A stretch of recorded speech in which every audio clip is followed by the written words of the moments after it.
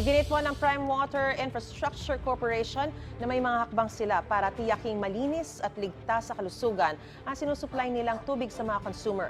Kasunod po yan ang mga reklamo mula sa mga consumer na kinumpirma ng Local Water Utilities Administration o LUA gaya ng maruming tubig, amoy o lasang kalawang o malansa at mga pagkakataong wala talagang tubig. Ayon sa Prime Water, sumusunod sila sa Philippine National Standards for Drinking Water.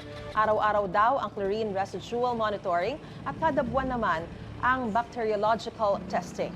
May analysis din daw sa tubig sa tulong ng DOH-accredited laboratories. Kapag may maintenance o reklamo, nagsasagawa raw sila ng site inspection, flushing operations at water sampling.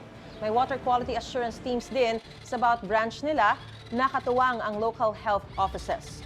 Ukol naman sa mga lugar kung saan may nais ng hindi tuloy ang kontrata sa kanila, bukas daw ang Prime Water na makipag-usap.